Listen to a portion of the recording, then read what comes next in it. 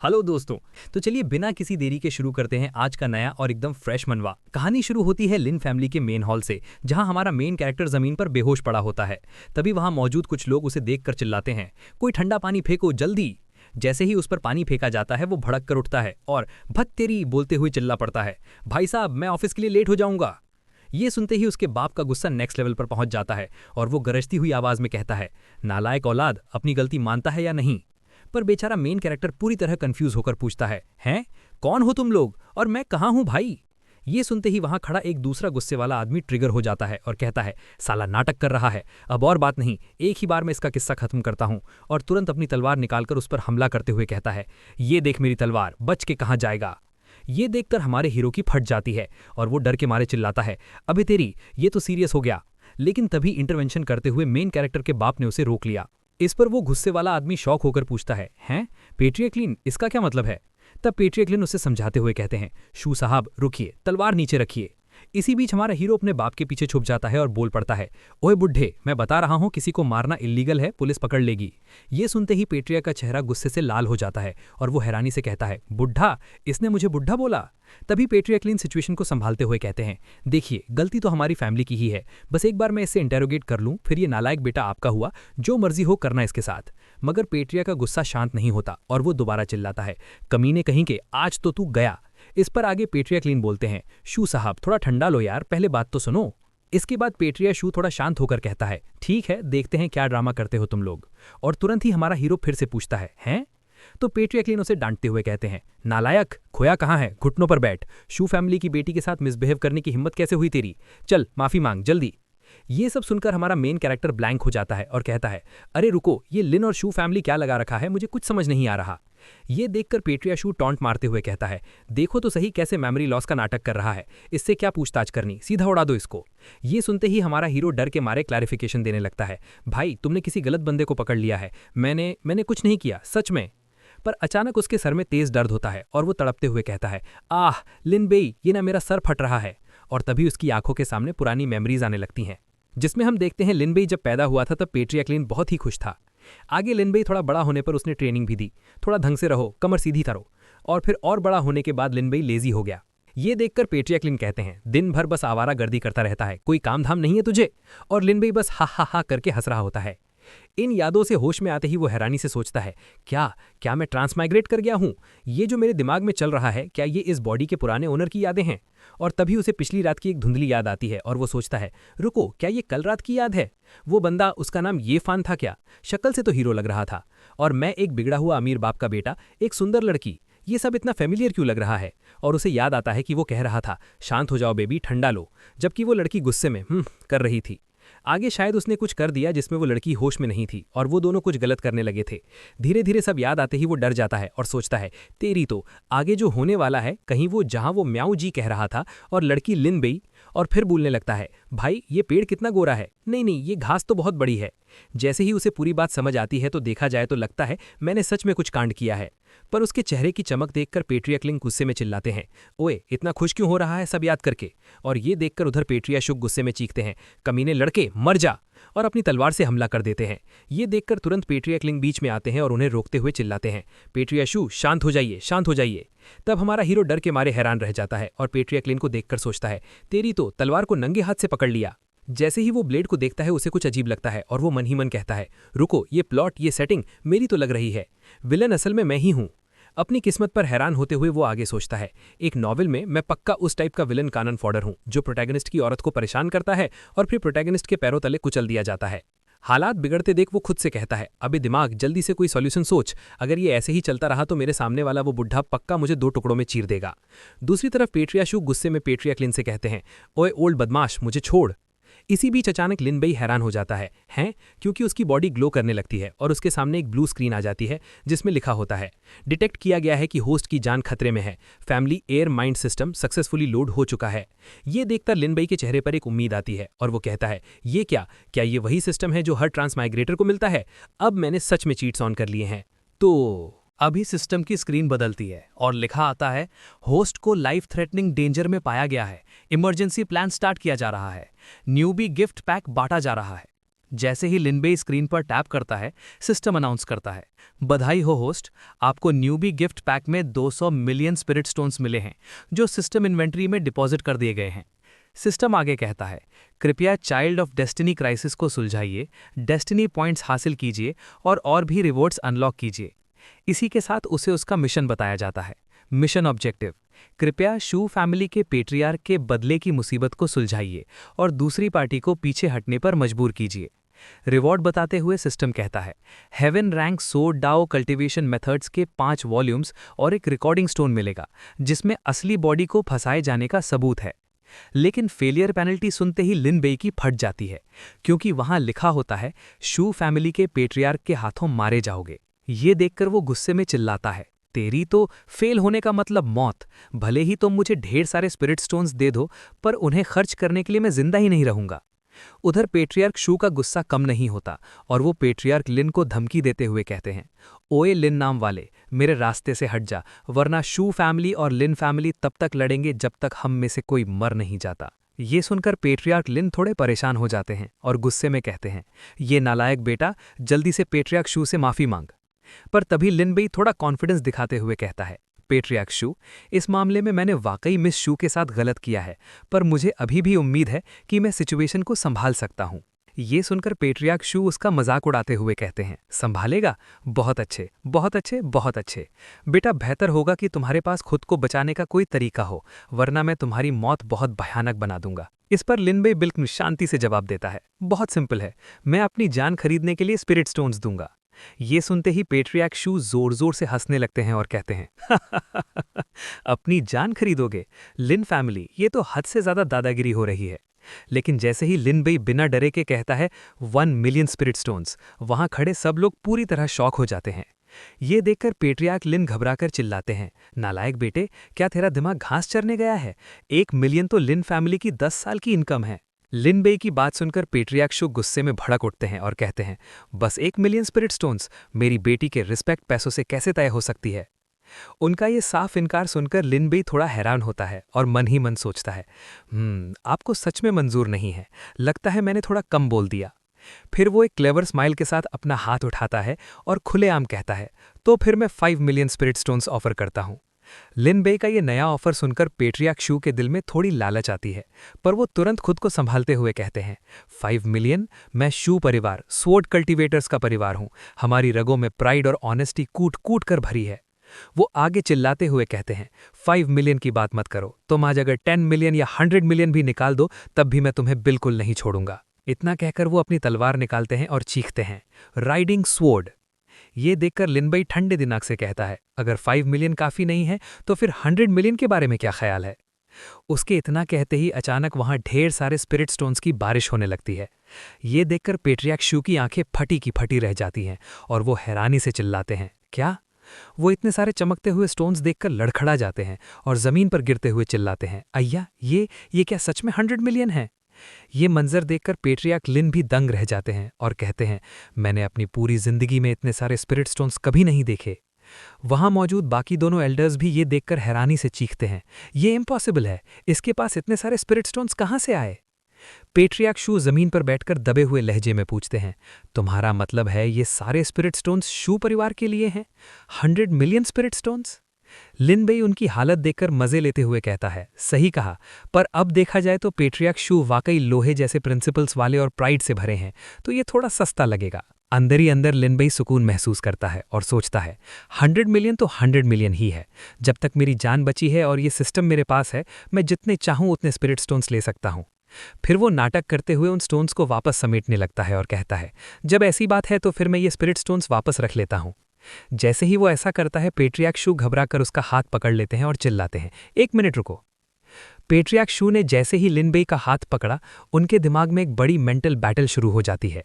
वो खुद को काबू करने की कोशिश करते हुए सोचते हैं, शांत हो जाओ शू सिक्सियान, कीप इट टुगेदर, इस कमीने ने तुम्हारी बेटी की ऑनर खराब की है। पर अगले ही पल उनकी नज़र उन ढेरों स्पिरिट स्टोन्स पर जाती है और वो हकलाते हुए मन ही मन कहते हैं, लेकिन वो पूरे 100 मिलियन स्पिरिट स्टोन्स ऑफर कर रहा है, इन स्टोन्स के साथ तो मेरा शू परिवार। फिर अचानक उन्हें अपनी बेटी की इज्जत का ख्याल आता है और वो गुस्से में खुद से कहते हैं, भह, क्या 100 मिलियन स्पिरिट स्टोन्स मेरी बेटी के एक बाल के बराबर भी हो सकते हैं? मगर उनका लालच धीरे धीरे उनके गुस्से पर भारी पड़ने लगता है और वो सोचने लगते हैं, लेकिन वो सच में बहुत सादा दे रहा है।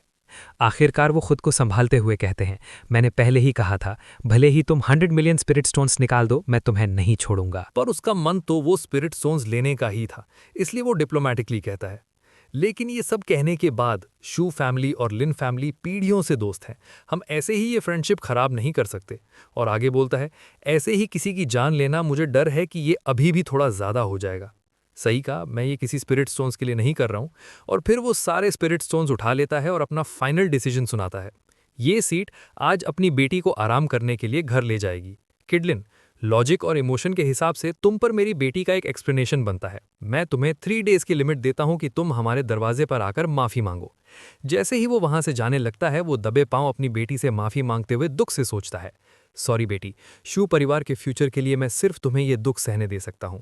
उसके जाते ही अचानक लिन बेई के सामने सिस्टम फ्लैश होता है और उसे मैसेज मिलता है, बधाई हो होस्ट, मिशन कंप्लीट करने के लिए आपको 5 वॉल्यूम्स हेवन रैंक स्वॉर्ड डाउ कल्टीवेशन मेथड्स और एक रिकॉर्डिंग स्टोन जिसमें असली बॉडी को फंसाए जाने का सबूत है, मिला है, जो सिस्टम इन्वेंट्री में डिपॉजिट हो चुका है। ये देखकर लिन बेई सुकून की सांस लेता है और कहता है, आखिरकार मेरी नन्ही सी जान बच गई। ओह, सिस्टम मिशन भी पूरा हो गया। मुझे देखने दो कि नया मिशन क्या है। हाँ, सिस्टम तुरंत नया मिशन अनाउंस करता है, new mission published. Mission objective, कृपया परिवार के ट्रेटर को ढूंढ निकालिए और परिवार की ताकत को एक कीजिए। Completion reward 200 million spirit stones. Failure penalty, child of destiny के हाथों रातों रात खत्म कर दिए जाएंगे। तभी उसके बाप पेट्रियट लिन उसके पास आते हैं और हैरानी से पूछते हैं, ओए गंदे बच्चे, तेरे पास इतने सारे स्पिरिट स्टोन्स कहाँ से आए? वैसे क्या तू सच में वो सारे स्पिरिट स्टोन्स शू फैमिली को दे रहा है? क्या तूने अपने बाप के लिए थोड़े भी नहीं बचाए?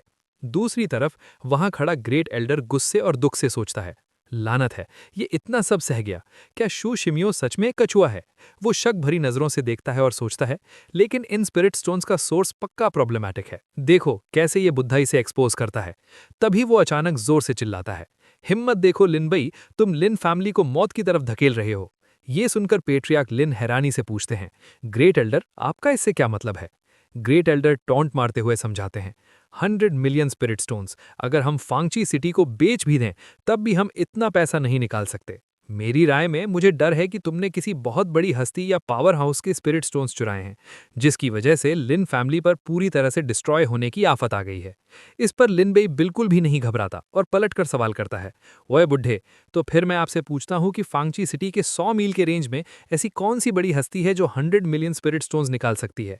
ये सुनकर ग्रेट एल्डर गुस्सा हो जाता है और कहता है, ये किसको पता तुमने कहां से चुराए हैं? एनीवे, लिन फैमिली के पास इतने स्पिरिट स्टोन्स नहीं हैं। तुम्हारे स्टोन्स का सोर्स पक्का सस्पिशियस है। ये सुनकर लिन बेई मुस्कुराते हुए कहता है, ग्रेट एल्डर की बातें काफी इंटरेस्टिंग हैं। क्या होगा अगर मैं कहूं कि ये 100 मिलियन स्पिरिट स्टोन्स मुझे उसी सो कॉल्ड बड़ी हस्ती ने दिए हैं जिनका आपने जिक्र किया?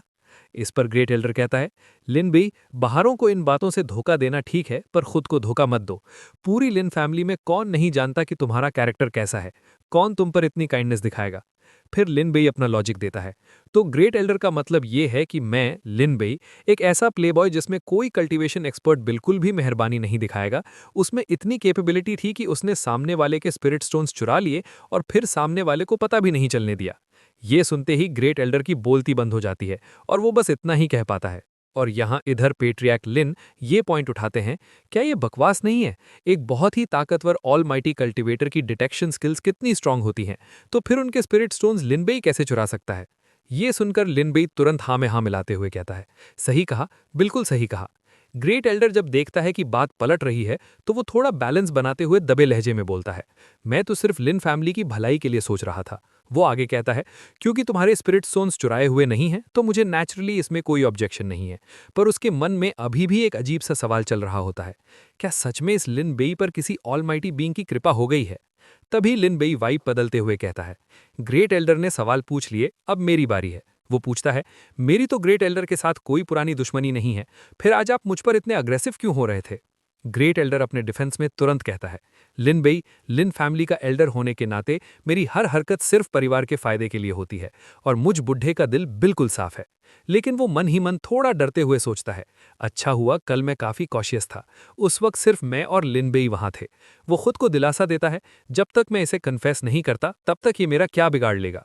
लिन बेई उन पर सार्काइज्म करते हुए पूछता है, परिवार का फायदा, आप बार बार परिवार की दुहाई दे रहे हैं, तो फिर आप मुझे फंसाकर लिन फैमिली को खतरे में क्यों डालना चाहते हैं? फिर वो वहां मौजूद सब लोगों की तरफ देखकर थोड़े कॉन्फिडेंस से चिल्लाता है, दोस्तों, अगर लिन फैमिली को 100 मिलियन स्पिरिट स्टोन्स देना मिस शू से माफी मांगने का एक तरीका है, तो इसका बिल्कुल ये मतलब नहीं कि मुझे लिन बेई को कोई भी फंसाकर चला जाए। वो मन ही मन सिस्टम से ताकत मांगते हुए कहता है, सिस्टम, मुझे थोड़ी पावर दो। अब मैं बाजी पलट पाऊंगा या नहीं, ये पूरी तरह इसी बात पर डिपेंड करता है कि तुमने जो एविडेंस दिया है वो कितना रिलायबल है। फिर वो रिकॉर्डिंग स्टोन दिखाते हुए कहता है, कल रात जो हुआ उसका असली गुनहगार कोई और है। ये रहा सबूत, आप सब देखिए। उस रिकॉर्डिंग में लिन बेई ग्रेट एल्डर से पूछ रहा होता है, ग्रेट एल्डर, मुझे बताइए क्या मियाओजी को वो स्वॉर्ड दाव कल्टीवेशन मेथड पसंद आएगा जो मैंने उसके लिए खरीदा है? ग्रेट एल्डर मुस्कुराकर जवाब देते हैं, वो लड़की शू मियाओजी स्वॉर्ड दाव की दीवानी है, उसे ये जरूर पसंद आएगा। वो आगे सैचेट पकड़ते हुए कहते हैं, अगर तुम्हें चिंता हो रही है तो ये सैचेट भी ले लो। इस आइटम को हेवनली फ्रेग्रेंस ऑर्किड कहते हैं। इसकी खुशबू एकदम फ्रेश और एलिगेंट है। वो आगे समझाते हैं कि उन्होंने काफी पहले ही पता कर लिया है कि शू फैमिली की उस लड़की को ऑर्किड्स की खुशबू सबसे ज्यादा पसंद है, और अगर लिन बेई ये सैचेट देगा तो मियाओजी के दिल में उसके लिए पसंद और बढ़ जाएगी। रिकॉर्डिंग में लिन बेई खुश होकर कहता है, ये तो बहुत अच्छा है, ग्रेट एल्डर, आपका बहुत बहुत शुक्रिया। रिकॉर्डिंग बंद होते ही लिन बेई वो सैचेट दिखाते हुए कहता है, ये वही सैचेट है जो रिकॉर्डिंग स्टोन में दिख रहा था, और मुझे बाद में पता चला कि इस सैचेट में सोल हुकिंग ग्रास मिला दी गई थी। इसे लगातार सूंघने से लोग कंफ्यूज हो जाते हैं और अपना होशो हवास खो देते हैं। ये सुनते ही पैट्रियार्क लिन जोर से हंसकर कहते हैं, मुझे पता था, भले ही मेरा नालायक बेटा बदमाश है पर वो इस हद तक नहीं गिरेगा। बाकी एल्डर्स भी हैरानी से पूछते हैं, क्या हमने लिन बेई को गलत समझा? ये सब देखकर ग्रेट एल्डर के पसीने छूट जाते हैं और वो डर के मारे सोचने लगता है, इस बच्चे ने ये कब रिकॉर्ड किया? अब मैं कौन सा बहाना बनाऊंगा? नहीं, मुझे अब यहां से निकलना होगा। पैट्रियार्क लिन जैसे ही उसे हिलते हुए देखते हैं, वो गुस्से में चिल्लाते हैं, ग्रेट एल्डर, कहां जा रहे हो? वो उन पर हमला करते हुए कहते हैं, भागने की सोचना भी मत। ओए बुद्धे, मेरे बेटे को फंसाने की हिम्मत कैसे हुई तेरी? और फिर वो ग्रेट एल्डर को बुरी तरह पीटते हुए कहते हैं, मैं आज तुझे मार ही डालूंगा। उसे अच्छे से पीटने के बाद वो सबके सामने अनाउंस करते हैं, ग्रेट एल्डर ने अपने ही परिवार के मेंबर को फंसाया है, इसलिए मैं लिन फैमिली का पैट्रियार्क होने के नाते उन्हें पद से हटाने का ऐलान करता हूं और उन्हें डंजन में डालने का ऑर्डर देता हूं। तभी लिन बेई को सिस्टम से बधाई मिलती है कि मिशन कंप्लीट हो गया है और उसे 200 मिलियन स्पिरिट स्टोन्स मिल चुके हैं जो सिस्टम इन्वेंट्री में डाल दिए गए हैं। सिस्टम आगे बताता है कि नया मिशन बाद में आएगा, तब तक होस्ट आराम से घूम सकता है। डंजन जाने से पहले ग्रेट एल्डर हार मानते हुए कहता है, लिन बेई, तुम्हारे तरीके बहुत अच्छे हैं, मैं अपनी हार मानता हूं, पर अगर तुम्हारे पास सबूत था तो पहले क्यों नहीं निकाला? लिन बेई बड़े स्मार्ट तरीके से जवाब देता है, अगर मैंने शुरुआत में ही ये रिकॉर्डिंग स्टोन निकाल दिया होता तो मुझे डर था कि पैट्रियार्क शू को लगता मैं सिर्फ बहाने बना रहा हूं और वो मुझसे और ज्यादा नफरत करने लगते। आखिरकार इंसिडेंट तो हो ही चुका था, है ना? ये सुनते ही ग्रेट एल्डर का दिमाग घूम जाता है और वो शॉक्ड होकर चिल्लाता है, नहीं, ये सही नहीं है। वो डर के साथ सोचता है, अगर इसे शुरू से पता था तो इसने वो सैचेट पहना ही क्यों? इसका मतलब इसने जानबूझकर ये खेल खेला ताकि इस मौके का फायदा उठाकर शू फैमिली का ट्रस्ट जीत सके। कितनी गहरी कॉन्स्पिरेसी है ये। और फिर ग्रेट एल्डर को डंजन में डालने के लिए दोनों फैमिली मेंबर्स उसे घसीटते हुए ले जाते हैं। ग्रेट एल्डर को सजा मिल जाती है, पर तभी वहां मौजूद बाकी एल्डर्स लिन बेई की तरफ देखकर कहते हैं, ग्रेट एल्डर को तो सजा मिल चुकी है, पर लिन बेई, अब वक्त आ गया है कि तुम उन स्पिरिट स्टोन्स के बारे में सब कुछ साफ साफ बताओ। वो पूरे 100 मिलियन स्पिरिट स्टोन्स थे जो तुमने ऐसे ही किसी पराये को दे दिए। अब फांगची सिटी की शू फैमिली सबसे ज्यादा डोमिनेंट पावर बन जाएगी। इसलिए लिन बेई, तुम अभी बहुत छोटे हो और तुमने बिल्कुल सोच समझकर काम नहीं किया। उनकी ये डांट सुनकर लिन बेई बिल्कुल भी घबराता नहीं, बल्कि वो और भी ढेर सारे स्टोन्स निकाल लेता है और कहता है, ओह, किसने कहा कि मेरे पास सिर्फ 100 मिलियन स्टोन्स हैं? और स्टोन्स देखकर पैट्रियार्क लिन खुश हो जाते हैं और कहते हैं, बहुत बढ़िया मेरे शेर, मुझे पता था तुम इतने बेवकूफ नहीं हो। वहां मौजूद एक एल्डर हैरानी से पूछता है, क्या सच में और भी हैं? और लिन बेई, क्या ऐसा हो सकता है कि तुम सच में किसी बहुत बड़ी हस्ती या पावर हाउस को जानते हो? इस पर लिन बेई गहरी सांस लेता है और मिस्टीरियस बनते हुए कहता है, हाँ, मैं नहीं बता सकता, मैं कुछ नहीं बोल सकता। उसकी ये बात सुनकर सारे एल्डर्स मन ही मन सोचने लगते हैं कि आमतौर पर ये बड़ी हस्तियां सामने आना पसंद नहीं करती, और लिन बेई का ये बिहेवियर देखकर तो पक्का लगता है कि इसके पीछे कोई बहुत बड़ा कल्टीवेटर है। ये लिन फैमिली के लिए एक बहुत बड़ी अपॉर्चुनिटी और किस्मत की बात है। वहीं पैट्रियार्क लिन भी गहरी सोच में पड़ जाते हैं कि उनके लिन फैमिली असल में सेंट्रल रीजन के लिन क्लैन की ही एक ब्रांच है। तो क्या इस नालायक बीटे ने सेंट्रल रीजन के लिन क्लैन के किसी एक्सपर्ट से मुलाकात की है? उनके चेहरों को देखकर लिन बेई मन ही मन हैरान होता है। पता नहीं ये लोग क्या समझ बैठे हैं। भले ही 100 मिलियन स्टोन्स बहुत होते हैं, पर जब तक मैं ये मुसीबत सॉल्व करता रहूंगा, सिस्टम मुझे लगातार स्पिरिट स्टोन्स देता रहेगा। इन स्टोन्स के मुकाबले मुझे अभी लिन फैमिली में अपनी बात रखने का हक चाहिए।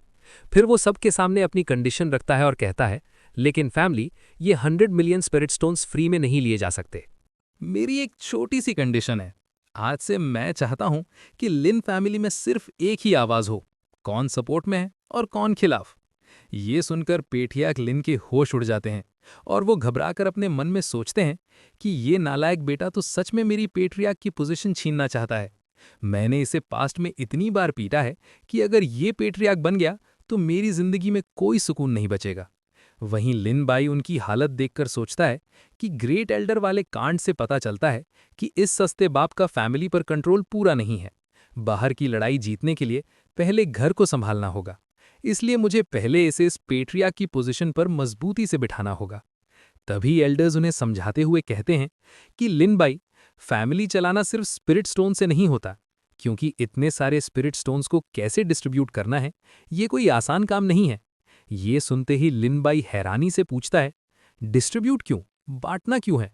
और फिर वो मासूमियत से उनकी तरफ इशारा करके पूछता है, क्या ये सब आप सब एल्डर्स के लिए नहीं है?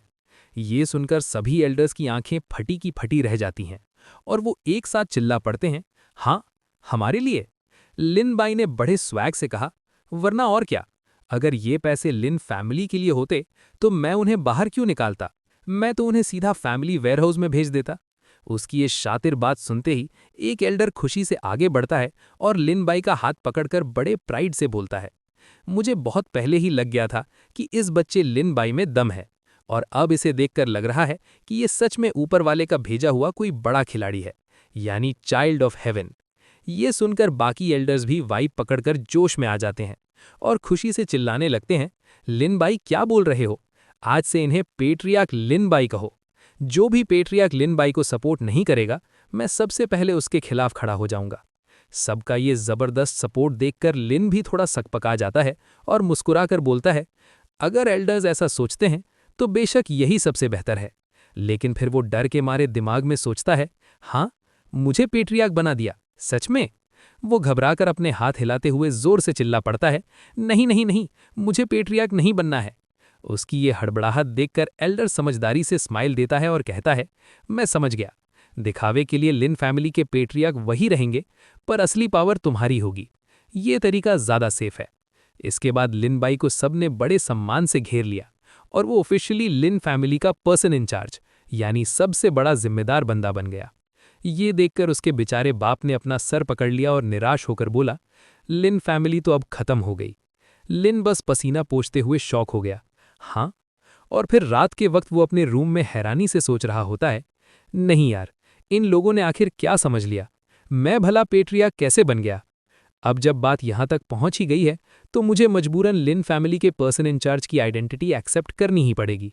फिर उसे अचानक सिस्टम का ख्याल आता है और वो कहता है, वैसे मुझे अभी तक ये नहीं पता कि इस सिस्टम के स्पेसिफिक फंक्शंस क्या हैं। सिस्टम, जरा अपने सारे फंक्शंस इंट्रोड्यूस करो। सिस्टम ने तुरंत स्क्रीन फ्लैश की और बताया कि ये सिस्टम पूरी तरह से होस्ट के लिए एक स्टेबल और सेफ लाइव फ्लैट एनवायरनमेंट बनाने के लिए बना है।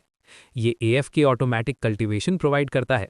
इसमें डेस्टिनी पॉइंट्स का मैकेनिज्म है। डेस्टिनी पॉइंट से फोरसाइट मिलती है।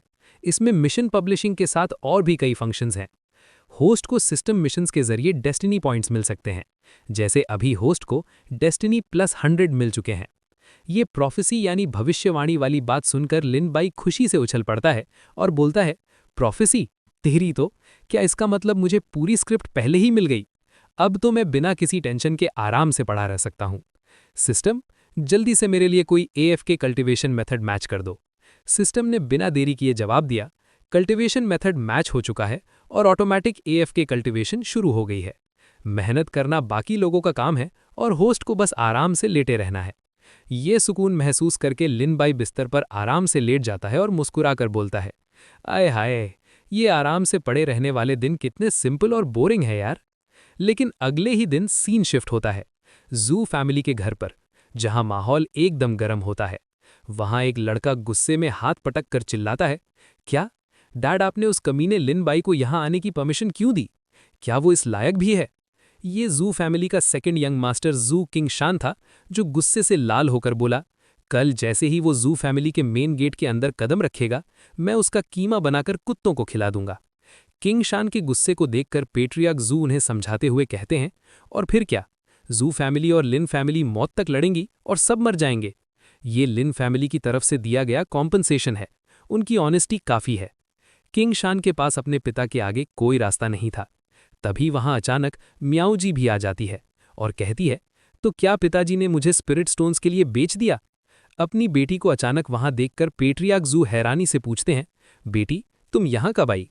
म्याऊ जी तुरंत जवाब देती है, जब से यंगर ब्रदर ने बताया कि लिन फैमिली का वो ठरकी यहां आने वाला है।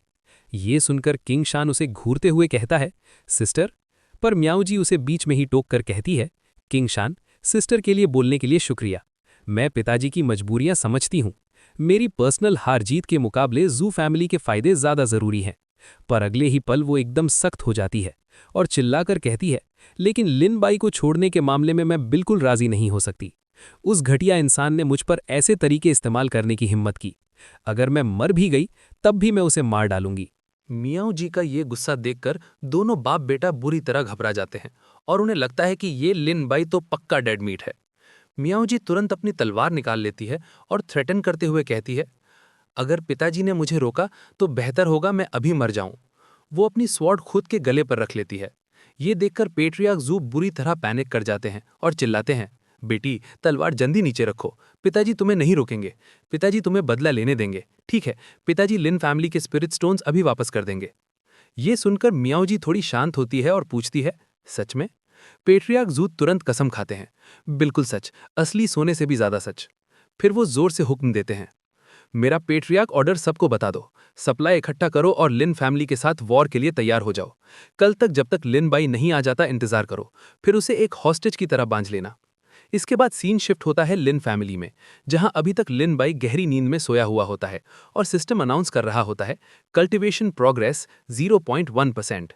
पर तभी अचानक सिस्टम अलर्ट मोड में आ जाता है और वार्निंग देता है, वार्निंग वार्निंग। ये सुनकर लिन बाई हड़बड़ाकर नींद से उठ जाता है और हैरानी से पूछता है, होली क्रैप, क्या हुआ? सिस्टम उसे बताता है, जू मियो जी के बीच में आने की वजह से जू फैमिली के पेट्रियार्क ने तुम्हारे खिलाफ अपना बदला लेना जारी रखा है। ये सुनकर लिन बाई उदास हो जाता है और चिल्लाकर कहता है, अगर मैं एएफ के कल्टीवेशन नहीं कर पाऊंगा तो लेटे लेटे ताकतवर कैसे बनूंगा? नहीं, नया मिशन क्या है? सिस्टम आगे इन्फॉर्म करता है, मिशन जजमेंट फेल हो गया है। सिस्टम तुम्हें रिवॉर्ड में दी गई हेवन रैंक स्वॉर्ड दाव कल्टीवेशन मेथड्स की 5 बुक्स अर्जेंटली वापस ले लेगा। तुम अब एएफ के कल्टीवेशन नहीं कर सकते। ये फीचर नया मिशन कंप्लीट होने के बाद ही खुलेगा। लिन बाई नया मिशन देखकर बुरी तरह शॉक हो जाता है और कहता है, रुको, मैं और जू मियाओ जी दुश्मनों को दोस्त बनाना है? वो औरत मेरा कीमा बनाकर कुत्तों को खिलाना चाहती है। मिशन ऑब्जेक्टिव एक्सप्लेन होता है।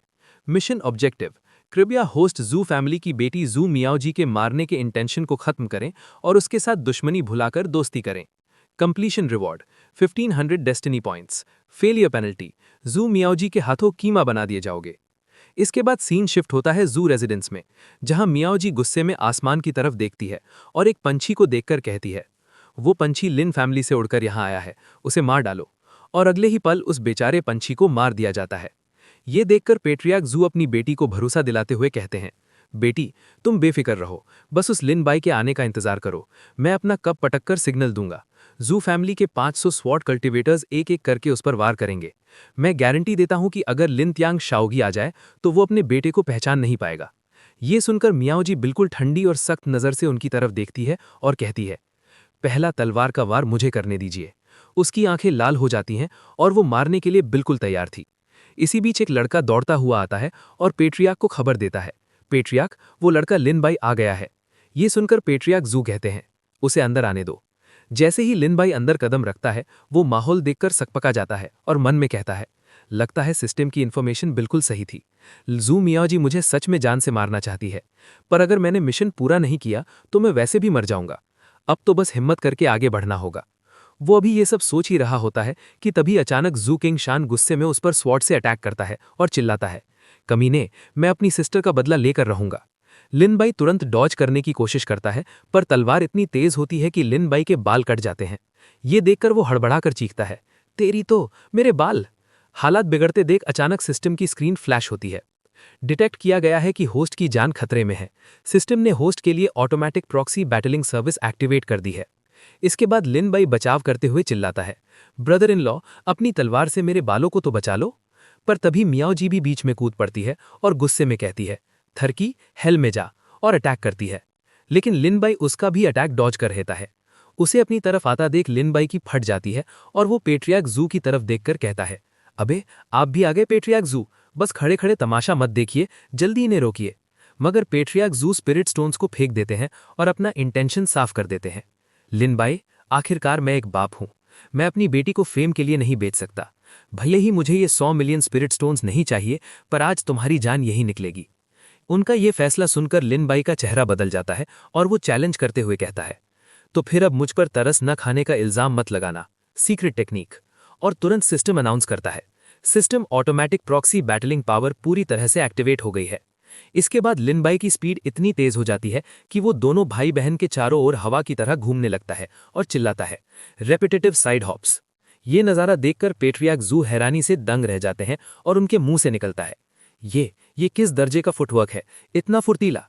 थोड़ी देर बाद लिन बाई रुकता है और कहता है, मैं यहां इस बार जू मियाओजी से माफी मांगने आया हूं, पर आप सब तो मुझे बोलने का मौका दिए बिना ही मारना चाहते हैं। क्या आप मुझे बस एक बार बात करने का चांस नहीं दे सकते? लेकिन मियाओजी का गुस्सा बिल्कुल शांत नहीं होता। वो तलवार लिन बाई की तरफ करके कहती है, तुम बोल सकते हो, पर तुम सिर्फ अपनी लास्ट विश ही बता पाओगे। लिन बाई समझ जाता है कि बात ऐसे नहीं बनेगी। वो सीरियस होकर कहता है, मैं सच में कीमा नहीं बनना चाहता, लगता है अब बस आखिरी रास्ता ही बचा है। फिर वो तुरंत वही रिकॉर्डिंग स्टोन निकालकर सबको रोक कर कहता है, मिस जू, अभी आप मुझे मार भी नहीं सकती। एक चीज है जो मैं चाहता हूं कि आप देखें। वो आगे कहता है, अगर इसे देखने के बाद भी आप मुझ पर अटैक करना चाहें तो मैं अपनी डेस्टिनी एक्सेप्ट कर लूंगा। ये सुनकर मियाओजी शक भरी नजरों से उसे देखती है और बोलती है, मैं देखना चाहूंगी कि तुम कैसे बहाने बनाते हो। तभी रिकॉर्डिंग स्टोन में एक मंजर दिखाई देता है जहां लिन बाई ग्रेट एल्डर से पूछ रहा होता है, ग्रेट एल्डर, मुझे बताइए क्या मियाओजी को वो स्वॉर्ड दाव कल्टीवेशन मेथड पसंद आएगा जो मैं उसके लिए खरीद कर लाया हूं? ग्रेट एल्डर मुस्कुराकर जवाब देते हैं कि वो लड़की सू मियाओजी स्वॉर्ड दाव की दीवानी है, उसे ये जरूर पसंद आएगा। वो आगे सैशे पकड़ते हुए कहते हैं, अगर तुम्हें चिंता हो गई है तो ये सैशे भी ले लो। इस आइटम को हेवनली फ्रेग्रेंस ऑर्किड कहते हैं। इसकी खुशबू एकदम फ्रेश और एलिगेंट है। वो आगे समझाते हैं कि उन्होंने काफी पहले ही पता कर लिया था कि सू फैमिली की उस लड़की को ऑर्किड्स की खुशबू सबसे ज्यादा पसंद है, और अगर लिन बेई ये सैशे देगा तो उसके लिए मियाओजी के दिल में पसंद बढ़ जाएगी। रिकॉर्डिंग में लिन बेई खुश होकर कहता है, बहुत बढ़िया, बहुत बहुत शुक्रिया ग्रेट एल्डर। ये पूरा मंजर देखकर पेट्रियार्क सू हैरानी से दंग रह जाते हैं और कहते हैं, ये तो। इसके बाद लिन भी उनकी तरफ देखकर कहता है, जैसा कि सब देख सकते हैं, मैं भी इस मामले में एक विक्टिम हूं। जिसने ये जाल बिछाया था उसका गोल सू फैमिली और लिन फैमिली के बीच दुश्मनी पैदा करना था। वो उन्हें सोचने पर मजबूर करते हुए पूछता है, जरा सोचिए, अगर दोनों फैमिलीज में झगड़ा होता है तो असली फायदा किसका होगा? ये सुनते ही मियाओजी तुरंत बोलती है, ये फैमिली जो 3 बड़े फैमिलीज में से एक है। लिन बेई ने चुटकी बजाते हुए कहा, बिंगो। ये सुनकर जू किंग शैन शक में पूछता है, क्या इस सारी शरारत के पीछे सच में ये फैमिली है?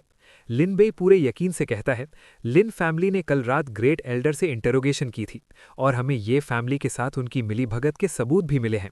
मगर मियाओजी को ये बात हजम नहीं होती और वो डिफेंसिव होकर बोलती है, ये फैमिली नामुमकिन है। ब्रदर, ये फैन तो मेरे साथ बहुत अच्छे से पेश आते हैं, वो ये फैमिली को इस तरह की चीजें करने की बिल्कुल परमिशन नहीं देंगे। उसकी बात सुनकर लिन बेई समझाते हुए कहता है, मिस्सू, ये फैन तो ये फैन है, वो ये फैमिली के एटीट्यूड को रिप्रेजेंट नहीं कर सकता। इसके अलावा फेंगशी सिटी में तुम्हारे साथ हुए एक्सीडेंट के बारे में सबको काफी वक्त से पता है। क्या ये फैन तुमसे मिलने आया? ये सुनकर मियाओ जी बोलती है, वो इसलिए क्योंकि ब्रदर ये फैन को सिटी में अफवाहों का पता चल गया था और वो मेरे लिए मुश्किलें खड़ी करने से डर रहे थे। और वैसे भी ये सब लिन बेई की वजह से ही हुआ है, जिसने मेरी रेपुटेशन खराब की है। तभी लिन बेई अपने मन में सोचता है कि ओरिजिनल ओनर की यादों के हिसाब से ये फैन बस आना ही नहीं चाहता था, पर अगर वो मियाओ जी को ये सच बताएगा तो वो उसे और भी ज्यादा मारना चाहेगी। इसलिए वो बात संभालते हुए कहता है, जो हुआ सो हुआ, पर मैं उस रात मिस सू को एक स्वॉर्ड दाव कल्टीवेशन मेथड गिफ्ट करने वाला था, जो अब सिर्फ एक माफी के तौर पर है। जैसे ही मियाओ जी उस हेवन हार्ट स्वॉर्ड मेथड को देखती है, वो शॉक्ड हो जाती है और चिल्लाती है, इस कल्टीवेशन मेथड में तो सच में स्वॉर्ड इंटेंट है। क्या ये हेवन रैंक कल्टीवेशन मेथड है? ये सुनते ही जू किंगशान आग बबूला हो जाता है और चिल्लाता है, मजाक करना बंद करो कमीने। ये मत सोचो कि कल तुमने मेरे डैड को पैसों से मना लिया तो आज तुम मेरी सिस्टर को बहलाने के लिए वही तरीका यूज कर सकते हो। वो आगे अटैक करते हुए गुस्से में कहता है कि उसकी सिस्टर को ऐसी कोई चीज नहीं चाहिए और वो लिन बेई को हेल में भेजने के लिए बढ़ जाता है। इधर लिन बेई डर चुका होता है, लेकिन तभी अचानक मियाओ जी बीच में कूद पड़ती है और चिल्लाती है, किंगशान रुको, और वो तुरंत किंगशान को एक जोर का मुक्का मारकर रास्ते से हटा देती है। बेचारा किंगशान जमीन पर गिरते हुए चीखता है, आह। इधर मियाओ जी उस कल्टीवेशन मेथड को देखकर खुशी से पागल हो जाती है और पूछती है, हेवन रैंक कल्टीवेशन मेथड, क्या ये सच में मेरे लिए है? लिन बेई ये देखकर काफी हैरान होता है और सोचता है, ये बस एक कल्टीवेशन मेथड ही तो है, तुम ऐसे क्यों रिएक्ट कर रही हो जैसे लॉटरी लग गई हो, और जब मैंने 100 मिलियन स्पिरिट स्टोन्स दिए तब तुम इतने खुश नहीं थी। इधर मियाओ जी की आंखों में चमक आ जाती है और वो सोचती है, ये एक हेवन रैंक कल्टीवेशन मेथड है। ये एक ऐसी विरासत है जिसे पाने का सपना सारे बड़े खानदान सिर्फ देख ही सकते हैं। मैंने कई सालों तक मार्शल आर्ट्स की प्रैक्टिस की है और इस तरह का कल्टीवेशन मेथड पाने के लिए मैं बिना किसी अफसोस के मर सकती हूँ। इतना बड़ा खजाना अपने हाथों में देखकर मियाओ जी पूरी तरह दंग रह जाती है और मन में सोचती है, इतना बड़ा सुप्रीम ट्रेजर, फिर भी लिन बेई ने इसे ऐसे ही गिफ्ट कर दिया जैसे कोई फल गिफ्ट कर रहा हो। लिन बेई के इस बदले हुए रूप को देखकर वो हैरानी से खुद से पूछती है, क्या लिन बेई सच में सिर्फ एक आम ऑर्डिनरी सिल्क पैंट है? मियाओ जी को यूं खोया हुआ देखकर जू किंगशान पूरी तरह कंफ्यूज हो जाता है और चिल्ला उठता है, हैं, ये आखिर चल क्या रहा है? दी, आपने उस कमीने का सामान एक्सेप्ट क्यों किया? किंगशान के चिल्लाने को इग्नोर करके लिन बेई मियाओ जी की तरफ देखता है और थोड़े कॉन्फिडेंस से पूछता है, मिस सू, क्या मेरा ये माफी का तोहफा काफी सिंसियर है? मियाओ जी खामोश देखकर लिन बेई थोड़ा बेचैन हो जाता है और मन में कहता है, ये लड़की कम से कम मुझे कोई रिएक्शन तो दो। मियाओ जी धीरे से कुछ कहने के लिए अपना मुंह खोलती है और बोलती है, ये तोहफा। पर इससे पहले कि वो अपनी बात पूरी कर पाती, पेट्रियार्क सू तुरंत आगे बढ़कर उसे बीच में ही रोक देते हैं। अपने बाप को अचानक बीच में आता देख मियाओ जी हैरानी से पूछती हैं, डैड आप ये? तब पेट्रियार्क सू उसे साइड में ले जाते हुए कहते हैं, बेटी, डैड को तुमसे कुछ जरूरी बात करनी है। इधर जू किंगशान का गुस्सा और भड़क जाता है। वो तलवार निकालकर लिन बेई पर टूट पड़ता है, ये चीखते हुए, ओए लिन नाम वाले, तुम डैड और मेरी सिस्टर को बेवकूफ बना सकते हो, पर मुझे नहीं, खा मेरी तलवार का वार। लेकिन जैसे ही वो आगे बढ़ता है, उसके बाप ने उसे रास्ते में ही ढेर कर दिया। किंगशान दर्द में कराहता है और उसके मुंह से निकलता है, आह। इसके बाद पेट्रियार्क सू मियाओ जी से अकेले में पूछते हैं, बेटी, लिन बेई ने तुम्हें जो कल्टीवेशन मेथड दिया है वो कैसा है? मियाओ जी उस कल्टीवेशन मेथड को गौर से देखती है और बताती है, ये कल्टीवेशन मेथड ये सच में हेवन रैंक होने के लायक है। ये उस profound rank riding wind sword से कहीं ज्यादा गहरा और पावरफुल है जिसकी मैं प्रैक्टिस करती हूँ। बेटी का जवाब सुनकर पेट्रियार्क यू गहरी सोच में पड़ जाते हैं और उसे समझाते हुए कहते हैं, बेटी, मैंने इस बारे में काफी ध्यान से सोचा है। वो लड़का लिन बाई सही कह रहा था। इस बात के 80% चांसेस हैं कि ये पूरी साजिश पीछे से श्वे फैमिली ही कर रही है। मियाओ जी भी उनकी बात से सहमत होती है और कहती है, मुझे भी बिल्कुल ऐसा ही लगता है। लिन बाई को सबक सिखाने के बजाय मैं अब ये इन्वेस्टिगेट करना चाहती हूँ कि आखिर कौन मुझे नुकसान पहुंचाने की कोशिश कर रहा है। पेट्रियार्क यू उसे होशियार करते हुए कहते हैं, लिन बाई को सबक सिखाना तो दूर, ये बंदा जितना दिख रहा है उससे कहीं ज्यादा शातिर है। अगर हमने सच में उससे पंगा लिया तो मुझे डर है कि श्वे फैमिली पूरी तरह डिस्ट्रॉय हो जाएगी। ये सुनकर मियाओ जी कहती है, मैं समझती हूँ, मैं बचपन से ही स्वॉर्ड दाव की दीवानी रही हूँ और हमेशा फैमिली के रिसोर्सेज का फायदा उठाया है। अब मेरी बारी है फैमिली का कर्ज उतारने की। इतना कहकर वो वापस लिन बाई के पास जाती है और सख्त लहजे में कहती है, लिन बाई, आज के लिए तुम्हारी जान तो मैं बख्श रही हूँ, लेकिन मेरी इज्जत खराब करने का जो गुस्सा है उसके लिए मैं तुम्हें ऐसे ही माफ नहीं कर सकती। आज के बाद मुझे दोबारा अपनी शक्ल मत दिखाना। उसकी बात सुनकर लिन बाई एकदम हक्का बक्का रह जाता है, हैं? और फिर परेशानी में सोचता है, तो श्वे मियाओ जी के दिल में अभी भी मेरे लिए नफरत बाकी है। लेकिन सिस्टम की शर्त तो ये है कि दुश्मनी को दोस्ती में बदलना होगा, वरना मैं फिर भी मौत से नहीं बच पाऊंगा। जब लिनबाई ने देखा कि मियाओजी अभी भी नाराज है तो उसने सोचा अगर ऐसा है तो अब सिर्फ एक आखिरी तरीका बचा है। वो उसे समझाते हुए कहता है, मिस श्वे, आपने गलत समझ लिया। मेरा मतलब ये नहीं था कि मैं आपसे मुझे माफ करने के लिए जबरदस्ती करूं। ये सुनकर मियाओजी थोड़ी हैरान होती है तो लिनबाई अपनी बात पूरी करता है। मेरा मतलब ये था मिस श्वे कि मैं चाहता हूं आप मुझे अपनी तलवार से एक बार काट दें। ये सुनकर मियाओजी के होश उड़ जाते हैं और वो हैरानी से पूछती हैं क्या? लिनबाई की इस अजीब बात को सुनकर वहां मौजूद तीनों लोगों का मुंह हैरानी से खुला का खुला रह जाता है। मियाओजी घबराहट और गुस्से से लिनबाई से पूछती है, लिनबाई, क्या तू पागल हो गया है? क्या तू मुझे इस तरह की गंदी ट्रिक दिखाकर धमकाने की कोशिश कर रहा है? लिनबाई तुरंत क्लैरिफिकेशन देता है, नहीं, भले ही मैं लिनबाई अपने काम ठीक ढंग से नहीं करता, पर मैं बिल्कुल भी एक गैर जिम्मेदार कमीना नहीं हूँ। वो शर्मिंदगी के साथ आगे कहता है, मुझे बस लगता है कि मिस श्वे का जो नुकसान हुआ है उसकी भरपाई सिर्फ इन 100 मिलियन स्पिरिट स्टोन्स और इस सस्ते से कल्टीवेशन मेथड से नहीं हो सकती। सिर्फ 100 मिलियन? ये सुनकर पेट्रियार्क श्वे का दिमाग एकदम घूम जाता है और वो अपने आप से कहते हैं, बस 100 मिलियन? तेरी तो, अमीर लोग हमेशा इतनी बड़ी बड़ी हवाबाजी वाली बातें करते हैं। लिनबाई बात जारी रखता है, तो मेरा कहने का मतलब ये है। इतना कहकर वो मियाओजी की तलवार खींच लेता है और सीधा अपने गले पर रखकर गरजता है, अगर मिस श्वे मारना चाहती हैं तो बेशक मार दें, थोड़ा भी तरस खाने की जरूरत नहीं है। मैं लिनबाई बिल्कुल भी पीछे नहीं हटूंगा। लेकिन अंदर ही अंदर लिनबाई बुरी तरह फट रहा होता है और मन में गिड़गिड़ाते हुए कहता है, दादी अम्मा, ये तो बस एक खतरनाक नाटक है उन्हें फंसाने का। मैं हाथ जोड़ता हूँ, प्लीज सच में मत कर देना। लिनबाई के बदले हुए तेवर देखकर मियाओजी गहरी सोच में पड़ जाती है और खुद से पूछती है, क्या ये वही लिनबाई है जिसे मैं जानती थी? नहीं, क्या मैं सच में लिनबाई को जानती भी हूँ?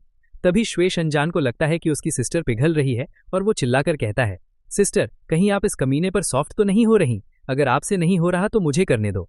ये कहकर श्वे शंजान अपना अटैक शुरू करता है और अपनी टेक्निक का नाम चिल्लाता है, राइडिंग विंड स्वॉर्ड।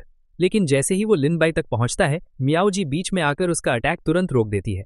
ये देखकर लिनबाई के मुंह से हैरानी में निकलता है, हैं? श्वे शंजान गुस्से में पूछता है, सिस्टर, आप ये क्या कर रही हैं? मियाओजी सख्ती से जवाब देती है, तुझे बीच में आने की जरूरत नहीं है, ये मेरा अपना मामला है, मैं खुद करूंगी। इतना कहकर वो अचानक अपनी तलवार लिनबाई की छाती में घुसा देती है। तलवार घुसते ही लिनबाई दर्द से तड़प उठता है और दिमाग में चीख कर कहता है, ओ तेरी, मर गया, मर गया। ये लड़की तो बिल्कुल रूथलेस है। आखिर मैं तुम्हारा होने वाला पति हूँ, तुम स्क्रिप्ट के हिसाब से क्यों नहीं चल रही? लेकिन अगले ही पल मियाओजी तलवार वापस निकाल लेती है और उसे एक दवा की गोली पकड़ाकर कहती है, ये लो, ये हीलिंग पिल है, इसे खाने से खून बहना बंद हो जाएगा। लिनबाई को कुछ समझ नहीं आता और हैरानी से पूछता है, हैं? मियाओजी गुस्से में कहती है, जो कह रही हूँ वो करो, और बिना सोचे समझे वो गोली उसके मुंह में ठूस देती है और कहती है, इस बात को देखते हुए कि तुमने ये जानबूझकर नहीं किया था, इस तलवार के वार के बाद हमारे बीच अब कोई रिश्ता नहीं बचेगा। वो मन ही मन सोचती है, लिनबाई, अगर तुम कमीने बने रहते तो मैं बिना हिचकिचाए तुम्हें मार देती, पर तुम अचानक इतने नोबल कैसे बन गए? तभी पेट्रियार्क श्वे माहौल संभालते हुए कहते हैं, लिनबाई, जब मेरी बेटी इस मामले को आगे नहीं बढ़ाना चाहती तो इसे यहीं खत्म समझो, अब तुम जा सकते हो। ये सुनकर लिनबाई मन में सोचता है, इसकी अभी की हालत देखकर तो नहीं लगता है कि ये फिर से तलवार निकालकर लोगों को काट देगी, पर क्या ये सच में मेरा कीमा बना देगी? तभी अचानक सिस्टम वार्निंग आती है, अगर तुम दुश्मनी को दोस्ती में नहीं बदलते तो फ्यूचर में श्वे मियाओजी श्वे फान के उकसाने पर होस्ट को मार देगी। ये जानकर लिनबाई परेशान हो जाता है और सोचता है, मैं तो फिर भी मरने वाला हूँ, मुझे इस छुपे हुए खतरे को पूरी तरह खत्म करने का कोई तरीका ढूंढना होगा। फिर वो ओरिजिनल ओनर की यादों का सहारा लेता है और सोचता है, सू मियाओजी हमेशा स्वॉर्ड दाव की ऊंचाइयों तक पहुंचना चाहती थी, लेकिन उसके आसपास के लोग उसे समझते ही नहीं थे। शायद यही एक एंट्री पॉइंट हो सकता है। ये सोचते ही वो तुरंत कॉन्फिडेंस के साथ कहता है, मिस सू, आप कितने बड़े दिल वाली हैं। मैं लिनबाई आपका फैन हो गया हूँ, क्यों ना हम दोस्त बन जाएं। इसके बाद वो एक और कल्टीवेशन मेथड निकालता है और उसे देते हुए कहता है, ये वो स्वॉर्ड दाव कल्टीवेशन मेथड्स हैं जो मैंने सालों से इकट्ठा किए हैं। मैं ये मिस सू को बिल्कुल फ्री गिफ्ट करना चाहता हूँ। ये देकर मियाओजी हैरान हो जाती है और सोचती है, फिर से स्वॉर्ड दाव कल्टीवेशन मेथड्स, और यहाँ तो सच में एक से ज्यादा बुक्स हैं। वो लिनबाई से सवाल करती है, ब्रदर, ये फैन तो मुझे हमेशा सिर्फ ज्वेलरी ही देता है। लिनबाई, क्या तुम्हें नहीं लगता कि एक औरत के लिए तलवार और बंदूकों के साथ नाचना गलत है? लिनबाई तुरंत जवाब देता है, आप ऐसा क्यों कह रही हैं? स्वॉर्ड दाव मर्द और औरत में कोई फर्क नहीं करता। ग्रेट दाव के सामने सारे जीव बराबर होते हैं। ये सुनकर मियाओजी को ये फैन की बातें याद आ जाती हैं। जब वो कहता था, स्वॉर्ड दाव एक औरत को लड़ने मरने में क्यों पड़ना चाहिए? घर पर रहकर अपने पति की मदद करना और बच्चों को सिखाना ज्यादा बेहतर नहीं है? फिर उसे अपने पिताजी की बातें भी याद आती हैं, जो कहते थे, साई बेटी, अगर तुम दिन भर ऐसे ही तलवार चलाती रहोगी तो तुम्हारी शादी कब होगी? प्रेजेंट में लौटकर वो इन बातों पर गौर करती है और सोचती है, सारे जीव बराबर हैं, मर्द और औरत में कोई फर्क नहीं। और अपने मन में कहती है, पहली बार किसी ने मुझसे ऐसी बात कही है। लिन बाई बाकी मर्दों से अलग है। ये सोचकर वो मुस्कुराती है और कहती है, ठीक है, तो फिर हम दोस्त हैं। फेलो डाओइस्ट लिन, आगे हम साथ में स्वॉट आउट डिस्कस करेंगे। तुरंत सिस्टम अनाउंस करता है, बधाई हो होस्ट, टास्क कंप्लीट हो गया है। सू मियाओ जी के साथ दुश्मनी दोस्ती में बदल गई है। 1500 डेस्टिनी पॉइंट्स डिस्ट्रीब्यूट कर दिए गए हैं। 48 आवर्स का काउंटडाउन खत्म हो गया है और एएफ के फंक्शंस फिर से स्टार्ट हो गए हैं। लिन बाई सुकून की सांस लेता है और कहता है, हाँ चलो हो गया। ये बिल्कुल भी आसान नहीं था। आखिरकार मैंने अपनी नन्ही सी जान बचा ही ली। लेकिन अगले ही पल सिस्टम नया टास्क दे देता है। न्यू टास्क रिलीज हो गया है। चाइल्ड ऑफ डेस्टिनी ये फैन तुम्हारे खिलाफ किलिंग इंटेंट यानी मारने का इरादा पाल रहा है। कृपया इस मुसीबत को सॉल्व करे host. Reward 2000 destiny points. Failure, child of destiny के हाथों मौत। लिन बाई बौखला जाता है और पूछता है, हैं ये fan child of destiny? Scene shift होता है। ये फैन गुस्से में गरज रहा होता है, मेरी औरत को हाथ लगाने की हिम्मत कैसे हुई? लिन फैमिली, मैं तुम्हें बर्बाद कर दूंगा। और रही बात उस सू मियाओ जी की, भले ही उसकी इज्जत चली गई हो, पर वो मेरी रखैल बनने के लिए काफी है। और दोस्तों, इसी के साथ ये चैप्टर खत्म होता है। तब तक के लिए बाय बाय।